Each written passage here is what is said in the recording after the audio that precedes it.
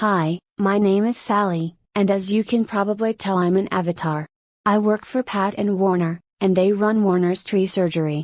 Warner has been treating sick trees for over 50 years, and Pat has been answering the phone, talking to the customers, and lining up work, and basically doing everything else that needs to be done. Warner is making a series of videos that hopefully contain all the things he's learned about trees over the last 50 years. This is the first one. It's about the danger the ash fly poses to Coolibah trees. If you would like to help us get the word out to other people, this would be a good time to like this video and subscribe to our channel. Thank you. Over 40 years ago, California, Arizona and New Mexico instituted a program to get rid of the ash fly, because it was so destructive to trees and commercial crops. The ash fly basically gets in anything with the leaf, and this tiny insect can completely defoliate at least 40 species of trees.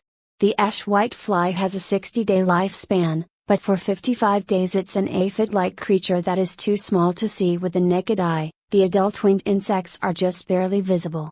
In the past, California, Arizona, and New Mexico were successful in eradicating this pest with a combination of poisoning neighborhoods, crops, and orchards, and importing the ash fly's natural predator, a very small wasp, but at this time, as far as I know, nothing is being done about them.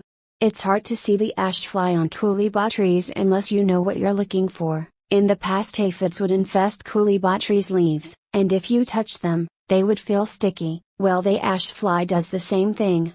So, if your Coolibah tree's leaves are sticky and you live in Maricopa County, Arizona, you probably have the ash fly. The difference between the ash fly and the aphids is the ash fly will turn the Coolibah leaves white, and if you know what you're looking for, before that happens, the top leaves of the Coolibah tree will look a little weird.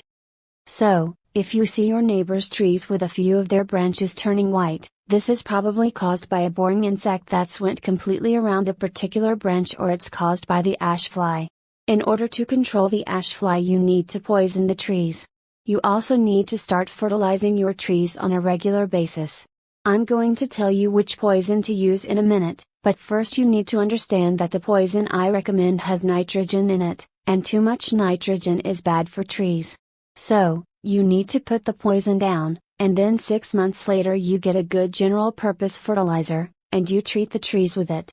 If you live anywhere within 30 miles of Mesa, Arizona, you need to get Warner out to treat your trees with something that will kickstart their immune system.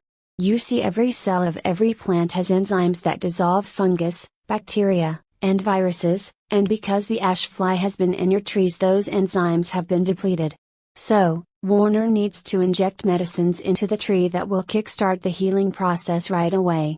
You can protect your trees by treating them with Bio-Advanced Tree and Shrub, which you can get at Home Depot. This is a terrible poison, is so bad it was taken off the market for professionals to use, but thanks to some sneaky politicians, it was grandfathered in, so a 10-year-old kid can walk in and buy all he wants. Anyway, if you know it's toxic, you'll be fine, just don't go sticking your hands in it and licking your fingers. If you're careful, and a little bit afraid, it's safe to use. If you use the liquid, you pour the amount you need in a bucket with water, and you put the water down close to the base of the tree, and then you water it in. If you use the powder, you put the powder down close to the base of the tree and then you water it with a sprinkler.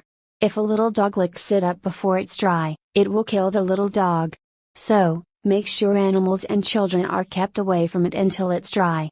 You only need to put it down once a year, and in 3 years, if you do it yearly, you will not only get rid of the ash fly, but it will also get rid of all the boring insects in a tree. There's one more thing I need to tell you. Every place in the world where it rains, the water falls off of the trees at the drip line, and because that's where the water falls, that's where the roots that pick up the micronutrients develop, and all the instructions you get for the fertilizers tell you to put the fertilizer out at the drip line. In Maricopa County, Arizona, the roots have developed where the tree has been getting water all its life, and that's where you need to put the fertilizer. So, just ignore the instructions, and do it the way I just told you. Also, while we're on the subject, our garages and sheds get 140 degrees in the summertime. This damages the fertilizer, so you need to keep the fertilizer someplace cool in the summer, And if you've got fertilizer that's been in the garage or shed in the summertime, you need to get rid of it. Well, that's about it. I hope this helps you with your trees. Please subscribe to this channel and hit like, and if you live within 30 miles of Mesa, Arizona and you want Warner to come out and look at your trees, just give us a call. The number is 480-969-8808. Thanks and goodbye.